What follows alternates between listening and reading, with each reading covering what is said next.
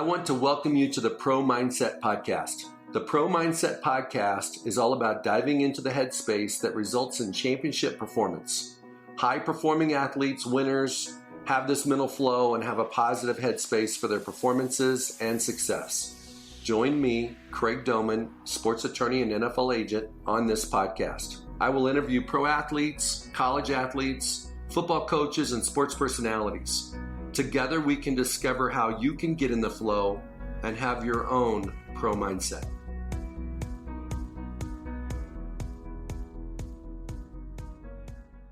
So today on Pro Mindset Podcast, I have a very special guest, Coach Mike Riley. Coach, welcome to the show today. Thank you very much, Craig. Good to be on with you. Okay, so I got to give everybody a background on Coach Riley. He's been a head football coach for over 27 seasons at multiple different places. He's probably known best for coaching at Oregon State a couple times. But you've been an NFL head coach, a CFL head coach, an AAF head coach, a Big Ten head coach, a Pac-12 head coach. So I don't think there's too many people on the planet that have as much experience, the breadth and width of what you've seen. So today we're going to have a fun time. And, Coach, I just want to get started by saying, okay, you played college football. Yes. What was your A game? What was the thing that you did to show your coaches that you had what it took?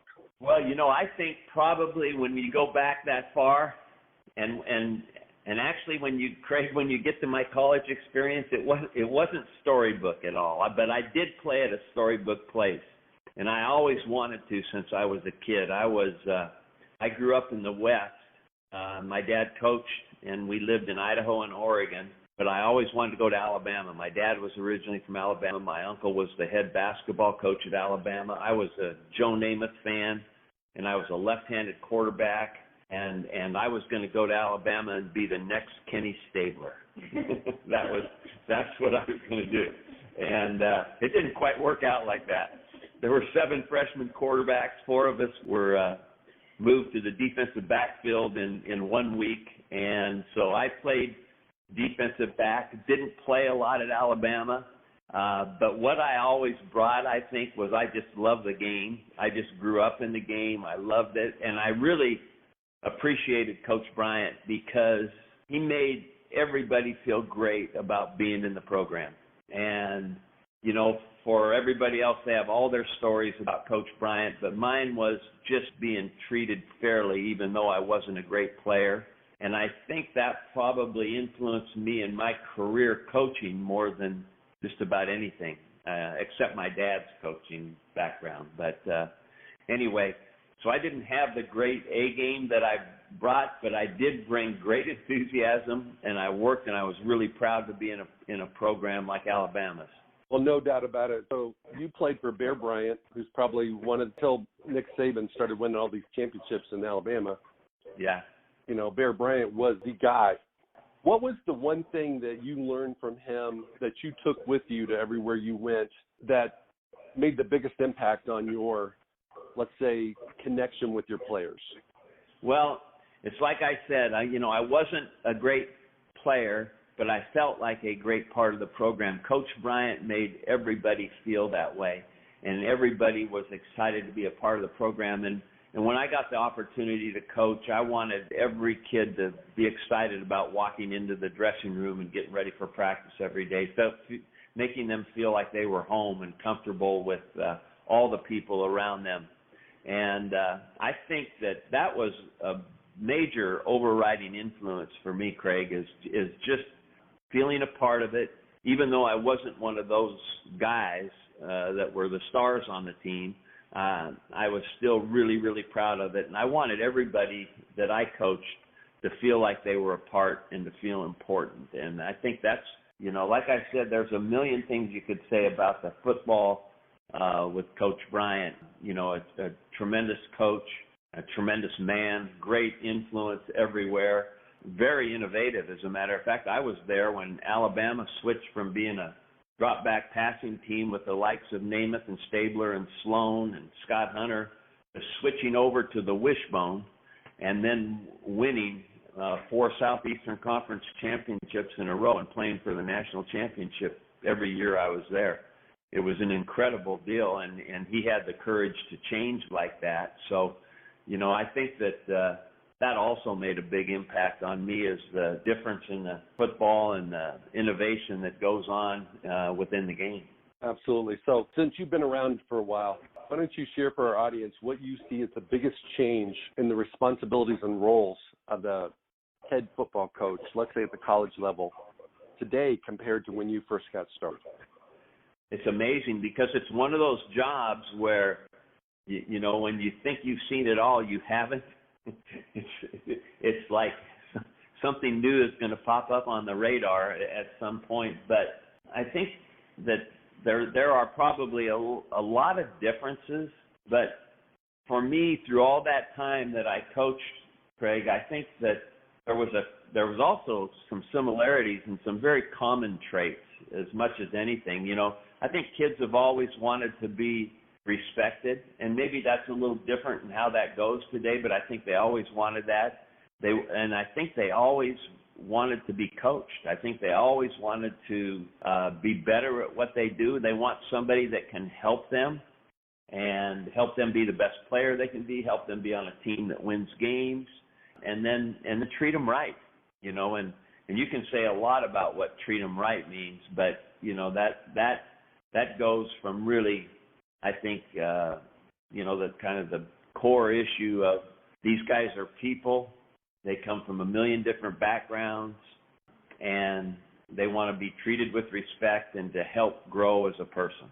Well, our careers kind of mirror each other because I've been in the business, in the sports business, for about 30 years. And yeah. I think one of the things I've seen change with head coaches is that the pressure to recruit has gone through the roof. Yeah. The money hasn't, gone through the roof. Yeah. And the profile of the head coach in every state has surpassed the governor's. Right. And people care and know more who the head coach is than the governor of the state. And so I feel like the coaches today have a little bit more pressure than maybe you had in the early 90s. Yeah.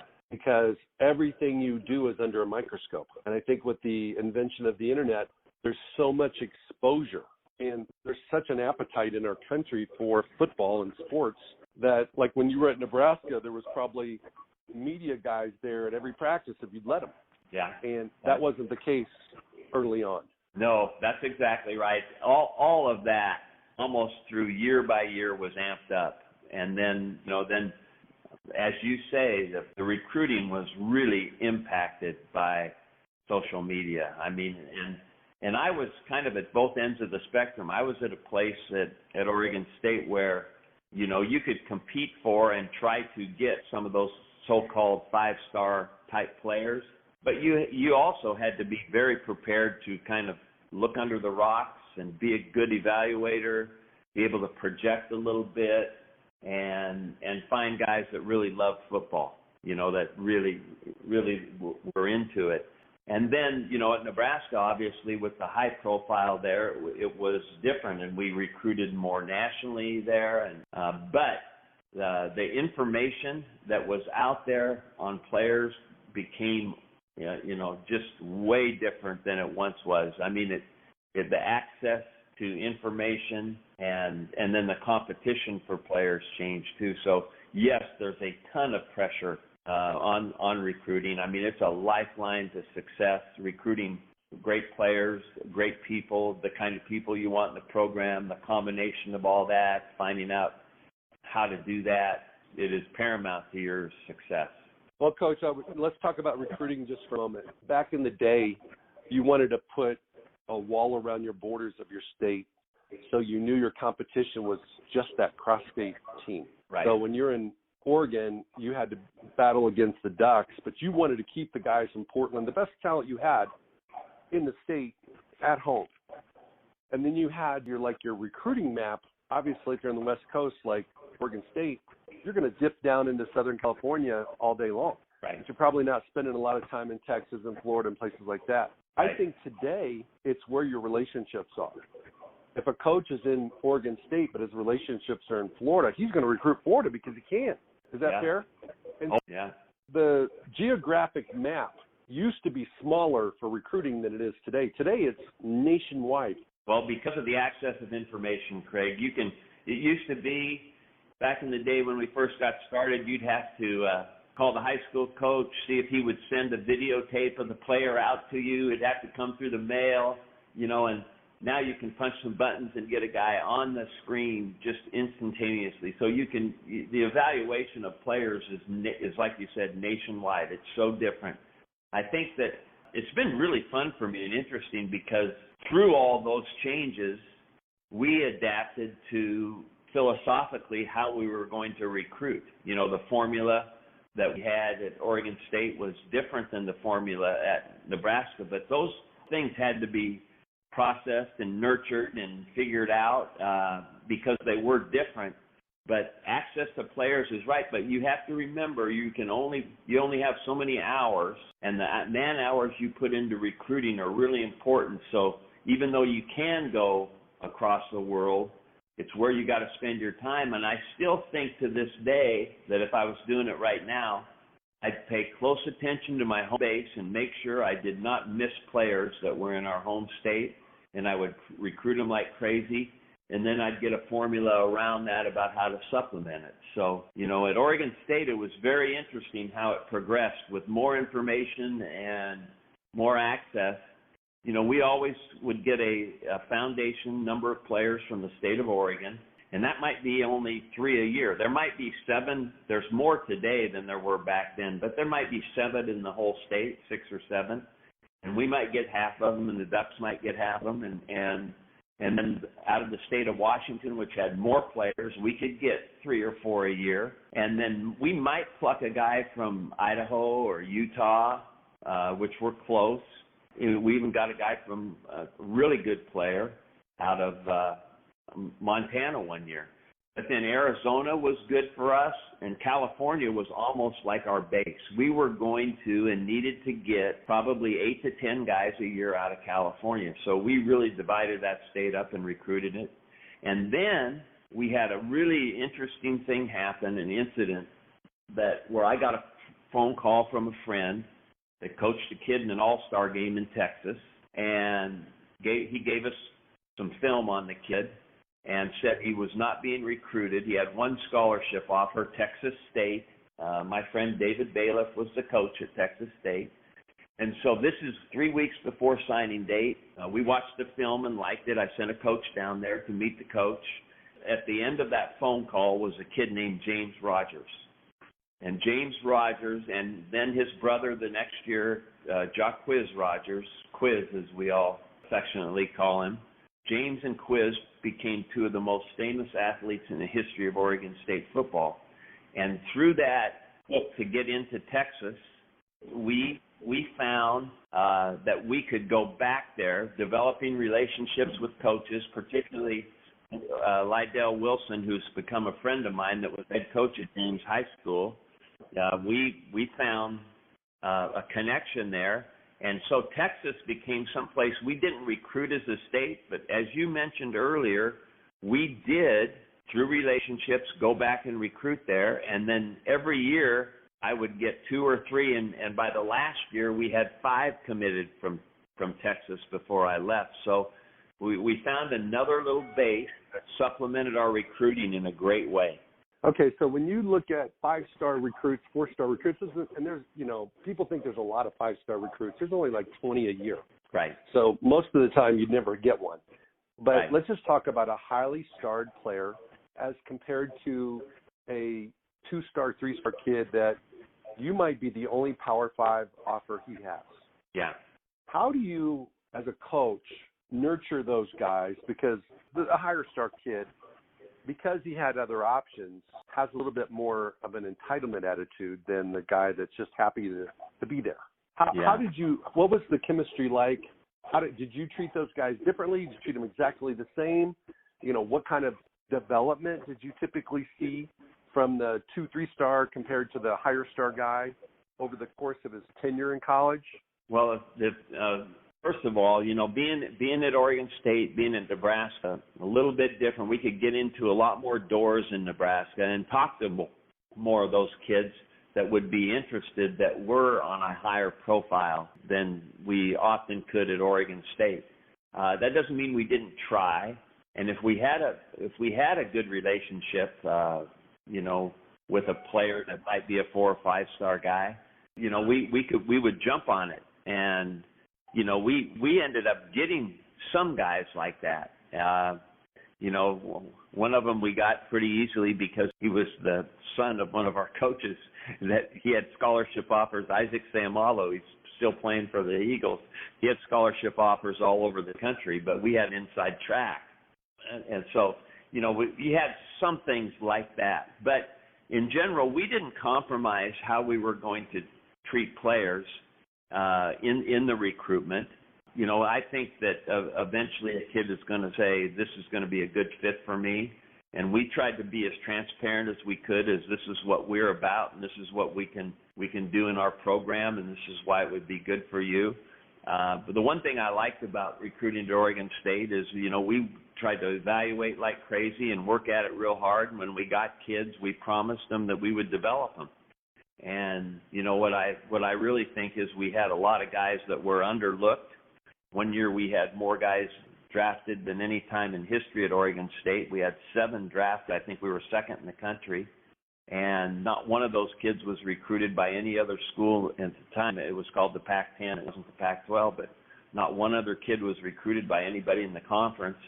And there were 7 draft picks. So, they were actually 4 or 5 star players, but nobody knew it. And sometimes when you get guys like that, you love the hunger that they have to be good. And so they really become fun to coach. And so they were as much into the development as the coaches were. So, and that was kind of our MO, is that we were going to try to evaluate. You can't do without talent to be a great player, but the development of that talent will be the key for whatever star that you have next to your name. No question. When you're out there recruiting, and this also holds true when you're in the NFL and you're doing pre-draft meetings, pre-combine meetings, you're interviewing guys at the combine, what is the ideal mental makeup for a player that's going to maximize his talent, do the right things off the field, do the right things on the field, and be a joy to coach? What are the characteristics of the mental profile of the players that you've had the best success with?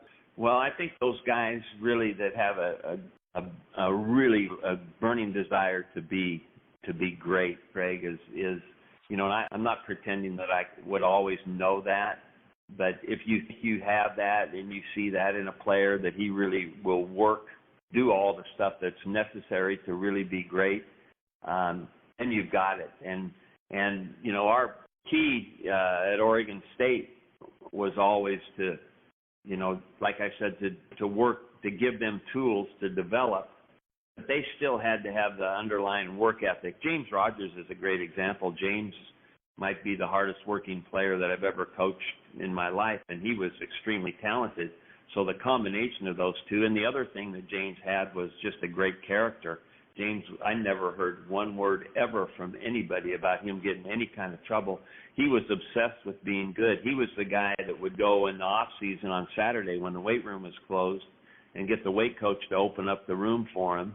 And then you get a couple guys to join him, and then, a couple months later, there's 50 guys in there with him, and they're calling themselves Saturday Soldiers.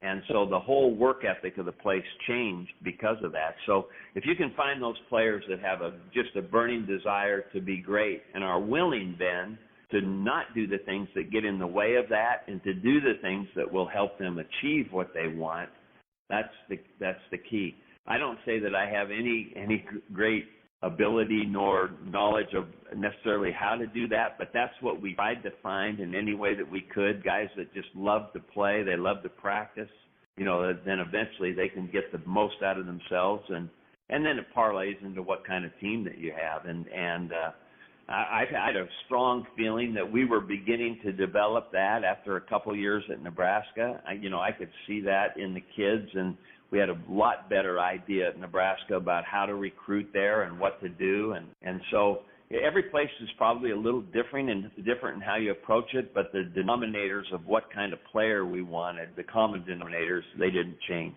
Well, Coach, in Pro Mindset, I've identified 7 things. And of course, you know, as a coach and doing this for a long time, there's probably 50. But I've narrowed it down to 7 that if you've got these, your chances of being successful are very high. And you named 3 of them. Being motivated. You've got to be motivated. And, you know, somebody that's obsessed or has a burning desire to be great, they're motivated. The Saturday soldiers are hard workers. That's one of them as well. You have to be a hard worker. Nobody's going to hand it to you. You can't get better. You can't perform on Saturdays or Sundays if you're not a hard worker. Right. And the third one that you mentioned was lifestyle. You can't shoot yourself in the foot. So the 7 real quick are belief. You have to believe in yourself. Passion. You got to love your game, love your sport. Motivation, we already talked about. You have to have winning habits. You have to be a hard worker. You have to have a lifestyle that's consistent with your dream. And the last one is, and this shows up on the field on game days, you have to be a competitive performer. That's beautiful. Which one of those would you like to comment on that besides the 3 you've already commented on?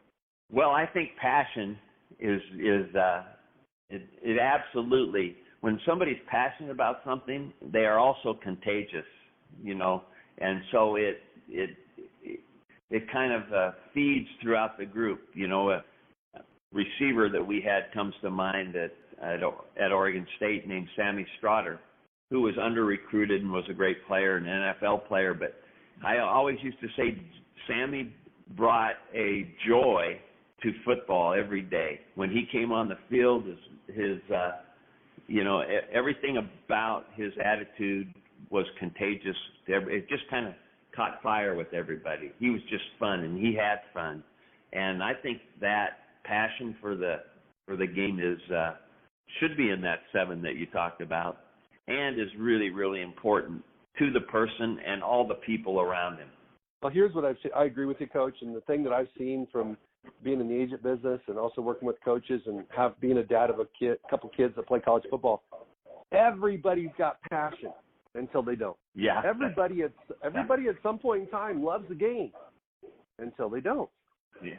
Yeah. Right? Yeah. And so you never walk into a living room when you're a college football coach to sit down with a mom and a dad and their son, and they go, well, we don't know if he really likes football. Everybody's passionate, right? So then what you got to do is look at what are the competing passions. Is it video games? Is it girls? Is it hanging out? Yeah. Is it other stuff? I think that, and you see that more in the NFL. Once a guy gets money, sometimes he's more passionate, but a lot of times he's not as passionate. Yeah. Because he has to go to the car dealership on his off day, so he's a little bit distracted on Wednesday because he's excited about driving his new car. Yeah. It's not that he doesn't love football anymore. He still loves football. He just loves fun more. Yeah. I used to say that there are guys out there that like everything about football except the football. That is a fact. Yeah. That's part of it. But I really like the way you described it. And I think that, you know, finding those guys and that kind of deal is I think really important, especially when you're building, trying to grow. And that's everybody in one regard or another, because even the great programs continue to have to find ways to grow. But I mean, like I said, those people that have that passion, they're just fun to be around, and they're excited, and they pop into your office and they want to talk football, or they want to know a little bit more. And you know, I just think that rubs off on a lot of people, and that idea of being contagious is the real deal, I think. Okay, Coach, kind of switching gears on you. As a student athlete and as an alum of Alabama, there have been a lot of really good quarterbacks coming out of Alabama. And at Oregon State, you had some pretty good quarterbacks too. Yeah. Several, a handful have played in the NFL, and some are still there. What is about the quarterback position, and why is it so important to the success of a team? Well, I think that the quarterback position it's also one of those that's kind of sometimes hard to put a finger on. I mean, the qualities of throwing football or having the abilities that whatever you may have in your offense, those are really, really important to a guy being good. I mean, those are essentials.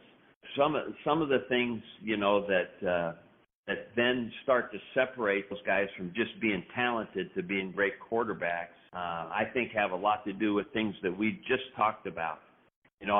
The guys like Derek Anderson that we had that played in the NFL for a long time. Matt Moore played for a long time in the NFL. Sean Mannion is still playing in the NFL. The thing that they had in common for sure, and really, I was really blessed at Oregon State. We had, besides those guys, Sean Canfield played in the NFL a little bit, but he was just a beautiful talent and then developed into the all-conference quarterback first string at his last year.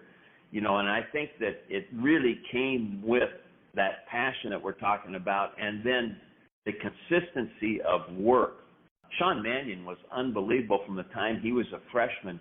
He could really throw the football, Craig. We evaluated a ton of different people, and I didn't offer a lot of quarterbacks. I would wait and learn as much as I could, and then we would rank them, and then I would offer them one at a time according to their ranking. And I would give them a couple of weeks to commit and then go on to the next one if I had to. But we did that with Sean, and when he came in the summertime of his first year, he was getting the keys from the GAs and watching film. He studied like crazy and became the all-time leading passer in the history of the Pac-12 Conference until Goff broke it a couple of years later. But that had to do with a combination of talent and just an unparalleled work ethic. And that, you have to gain the respect of the players on your team to be a good quarterback. And when they respect your talent, that's one thing. But when they respect your work and your desire to help the team, that gives you a chance to really grab the team and to be able to perform and be consistent at that position is so important to the success of the team. When we had older quarterbacks that had developed, when we had the last years of people like Derek Anderson, Matt Moore, Lyle Moyval, Sean Canfield, Sean Mannion, I'm going to leave somebody out probably. When we had those guys in the latter part of their career, we had our best years. Their experience of playing in the games, their work ethic and their work all behind them. It was really, really interesting to see. And then when we broke in a new guy the next year, we were probably down a little bit, and it just shows you the importance of being able to play that position at a high level to win games. Well, especially in the NFL, Coach, if you've got the guy, you have a chance to go to the Super Bowl almost every year. And Bill Belichick has shown that with having Tom Brady over the last 20 years. Right. Andy Reid's in an awesome situation right now with Patrick Mahomes. And the teams that don't have quarterbacks, it's almost like showing up to a gunfight with a BB gun. You just don't have a chance. Yeah. And so the thing that I'm always interested to see is how do these quarterbacks develop? Which teams will do whatever it takes to get one? And then once they get them, how do they develop them? Yeah. Because you got guys like Jared Goff and at the Rams and different guys like that have shown glimpses of excellence, but they've been inconsistent. Yeah. I think that one of the keys and one of the reasons when I went back to Oregon State, I wanted to do everything that I could to stay for as long as I could. And I always envisioned kind of staying there throughout my career. And then when I went to Nebraska, I wanted to do the same thing because what you're saying is so important. That development within the program is so important to the development of your team. That position as you go forward. And what I was getting at is that you've got the same system being taught the same way for an extended period of time so that you have building blocks for a quarterback. Those guys I feel so sorry for, Craig. They get a new coordinator every year. They get a new head coach every other year. They get a whole new system. They have to learn all new terminology. They have to start all over again with the building blocks. I think one of the really important keys, and you You mentioned probably the best example of all, the amount of years that Coach Belichick and Tom Brady have been together.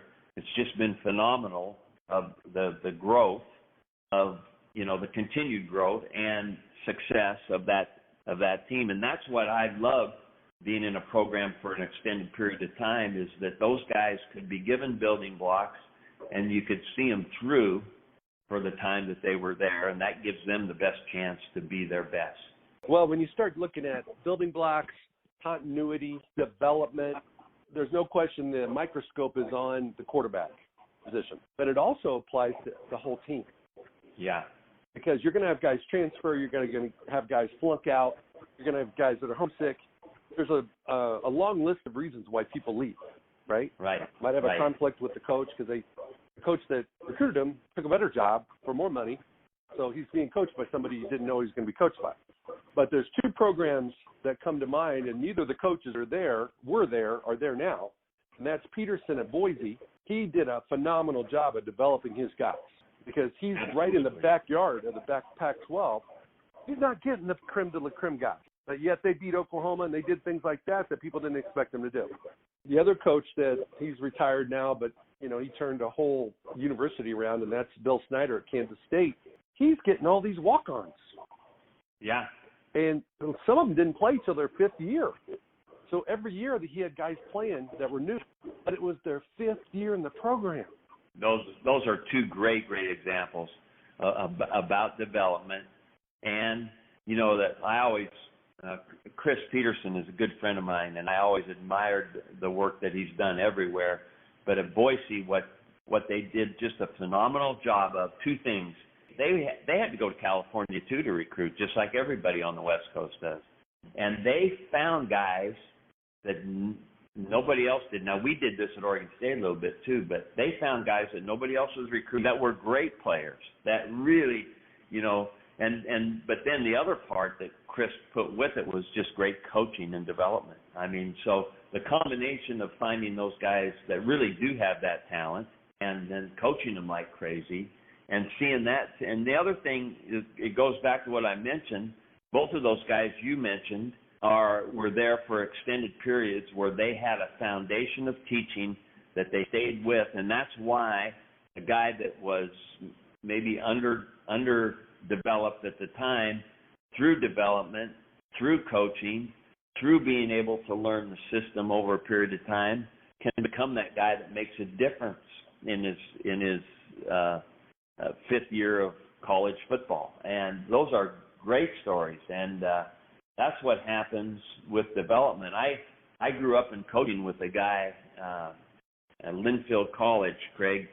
Linfield is, even to this day, has the most consecutive winning seasons of any team in the history of college football. I think it's 60 or something now. And for a time there, in 45 years of it, I think they had just 3 coaches. And Ad Rutschman is the guy that I worked for there, who is a teacher of fundamental football, the best teacher of fundamentals I've ever been around. And he had a system, and guys learned it in the fashion of 1, 2, 3, 4, step 1, 2, 3, 4. And Coach Rutschman, if you coached for him, made you coach and learn how to coach and learn how to teach. And I think that those things, he coached there for, I think, 27 years and won 3 national championships. But the foundation was of the teaching and continued growth and development of the player and the person. And a lot of those guys, I mean, when I went there, we'd have 150 guys out for football. I coached the defensive backs back then, and I'd have 25 guys in the line. And how am I going to – but we stayed out on the field for 3+ hours, and we coached the whole time. And it was an awesome way to grow up in our business. But it's those people that you mentioned, Coach Snyder and Coach Peterson, that developed talent, saw guys develop and grow and were impact players as they got older in the program. And through that, they continued to teach guys, and that gave them sustained success at those places that, frankly, were hard to do. No doubt. Well, Kansas State hadn't had a winning season like in 25 years before Coach Snyder got there, so I may be a little bit off on that, but I'm pretty close. You are. He turned that place around. So let's now shift gears to What's the toughest thing about being the head coach? And I want to throw one at you, okay? In 2020, I think the toughest thing about being a head coach is when you have success, you can't keep your staff. And so there's no continuity in your staff. You develop them, and they leave, and they go compete with you. Yeah. What do you see as one of the toughest aspects of being a head coach today? Oh, there's no doubt about that, because as you lose people, you lose that continuity of teaching. And that relationship that's been developed between the player and the coach has to start over again. And then so does the different teaching style and maybe a little different technique. So that's always hard. It's really hard to replace people when you have a true program. You know, you can have a team, but to have a program that encompasses all the things that go in it is really, really hard. And that is one of the toughest things for the head coach, I think, to continue to sustain, is to have a program, is to have something that really lasts and means something and has an identity. And if you lose people, like you mentioned, it's hard to replace. You know, I had not too many, but 3 or 4 times, in a 15-year period at Oregon State, that happened to me, and it's not easy. And it's one of the toughest things to do, is to hire the right fit, the right guy. You've got to be really, really good at it. You've got to be a little bit lucky as you're trying to figure out who to hire. And it is so important, because if it doesn't work, there's a lot of anguish that goes around everywhere. So, that's a big deal. And then I think one of the things that you mentioned earlier about how things have changed, one of the things that's harder and harder, I think, for head coaches is they have so many different functions now in college football. All the different things have grown. I mean, you could spend all your time recruiting. You could spend all your time, dealing with the press and the boosters and doing all the stuff you need to do to raise money to have a program if you're not at one of those places that has a lot of money. And sometimes it'd be easy to lose touch with the football that's going on within your program. And that's one of the things it always scared me, because I always wanted to be a football coach, and I always wanted to be involved, and I always wanted to have an impact, and I always wanted to teach kids, and I didn't want to lose that. But boy, you are pulled a million different directions, and to do a good job at it, you have to really fight to keep that alive in the football part of your world. So when you ask that question about one of the toughest things for head coaches today, that was at the top of my list, is I didn't want to lose that ability to be able to talk about football and to teach football to our players. Well, I think the other challenge is coaches right now are getting stretched so wide and far in their responsibilities. They're held accountable, they've got the institutional control of the entire football program. They're not in charge of all the program, but they have to, the buck stops there. Yeah. And so it doesn't matter if it's an academic issue, a scheduling issue, a behavior issue, a scheme issue, a staff issue. It doesn't matter. You could pick one of 40 things. You're responsible for it. Yes, you are. That is a tremendous point, and there is no hiding from it. I mean, because you're going to get the question if it's not working, whether it's any of those things, and with issues that are out there with behavior, character, the treatment of people in general, all those things. We have seen that time and again in sports where the head coach is, whether he likes it or not, is deemed responsible. So to have a handle on that and be able to help players as they develop as people and do that, but then also be able to handle those things that come up, a really big juggling act. I mean, you have to really spend a thoughtful amount of time being prepared for all of that. Well, and I think the thing that didn't start out, but now you have to be a TV broadcaster. You've got to be a media guy. You have to be smoother than the guys that actually show up on the nightly sports, because you get a mic in your face all the time. Oh, yeah, that is really a great point, and boy, did I learn a lot about that. And as I went along, I had one guiding light issue all the time when I was speaking to the media. And I actually got to the point like I had mostly just great relationships with media people because I always thought I've got a job to do, they've got a job to do, and I was going to help them. And I didn't always get great press, and I didn't mind that because I understood it. But I also knew that it was kind of fun to get to know these people. And I also had an ulterior motive. I was going to use them because I wanted to spread the word of what we were trying to do in our program and what was going on.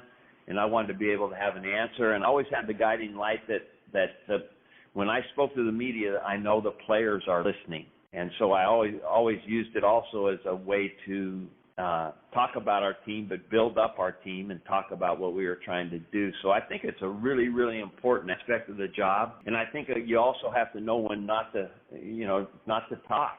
And if you do talk, you better be very, very thoughtful about what you're saying.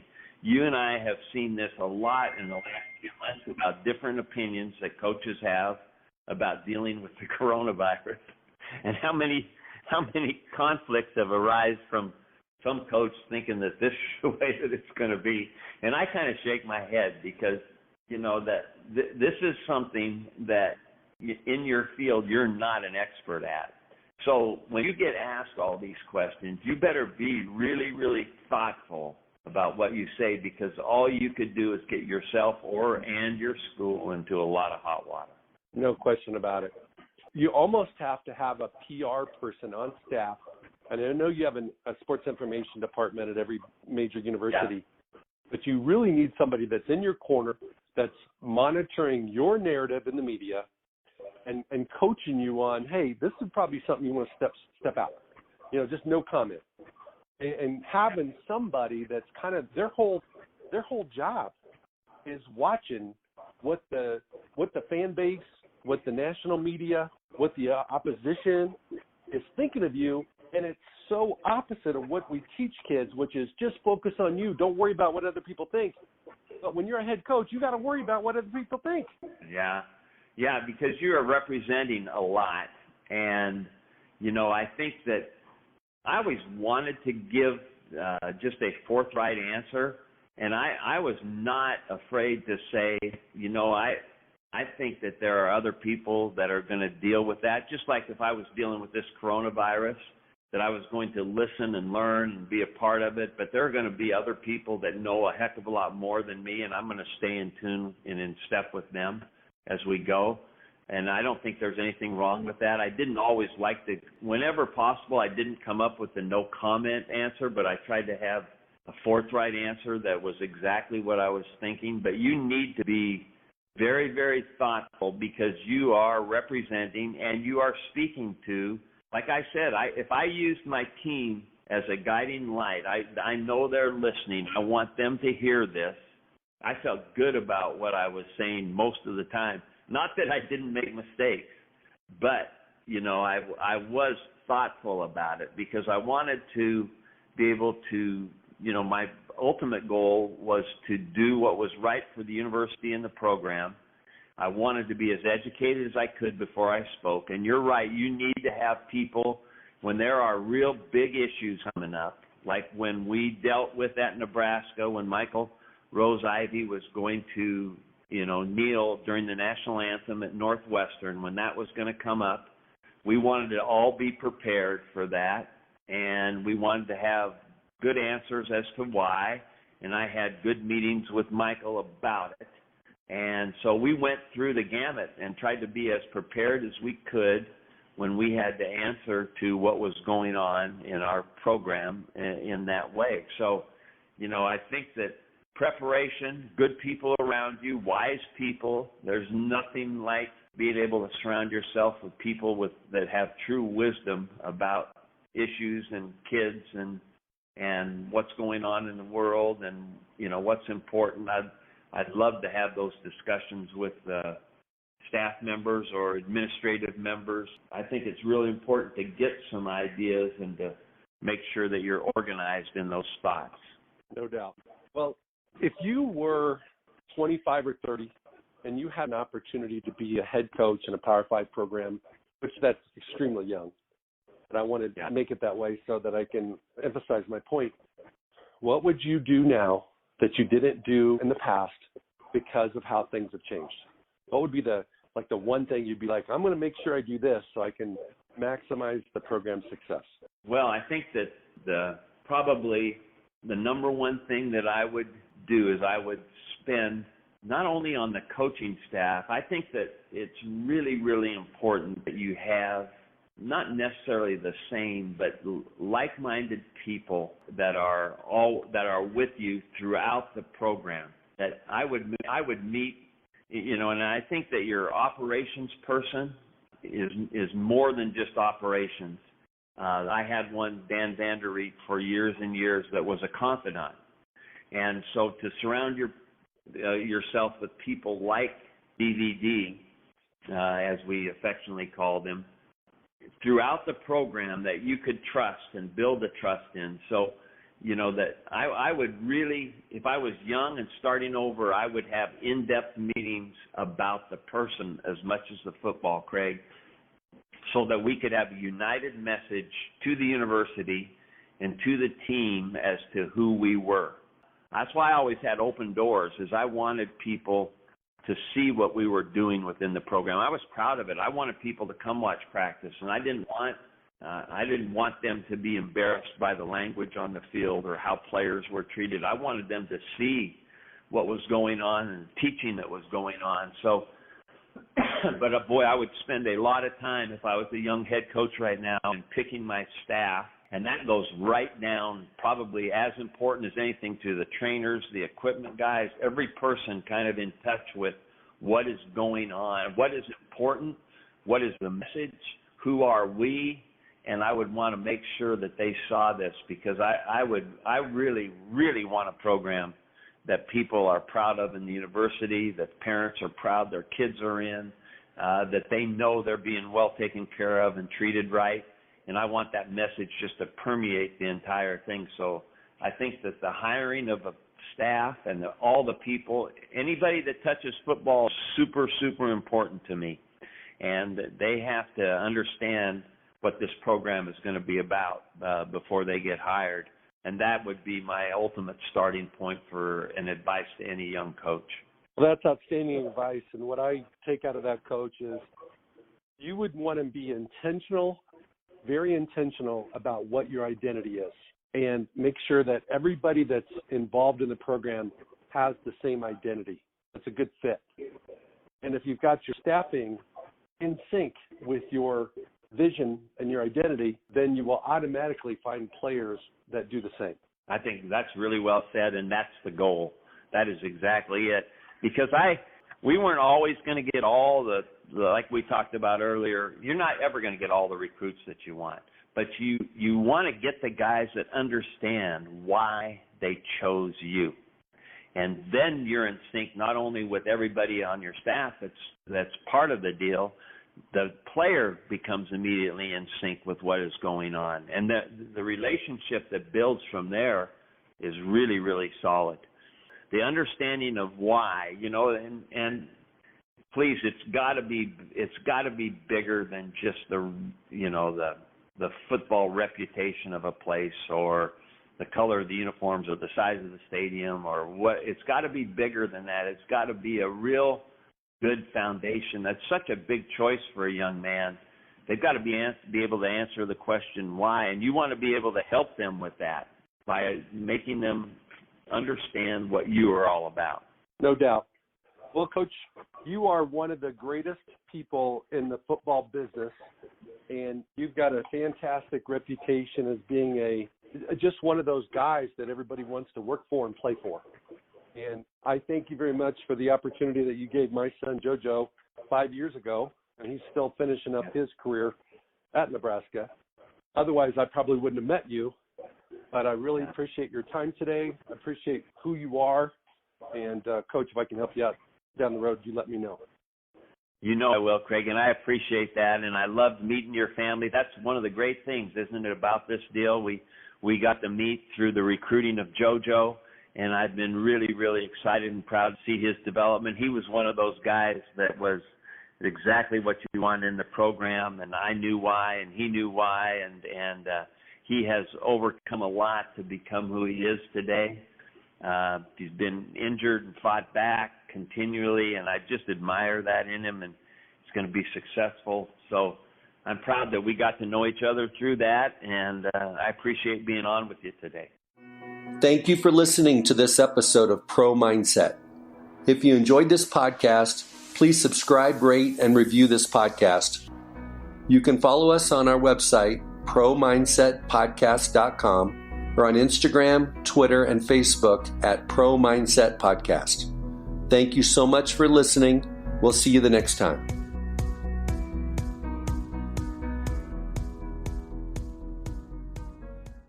Leftovers or the DMV Number 97 or house cleaning or Chumba Casino always brings the fun. Play over 100 different games online for free from anywhere. You could redeem some serious prizes. ChumbaCasino.com. Live the Chumba life. No purchase necessary. Void where prohibited by law. 18+ terms and conditions apply. See website for details.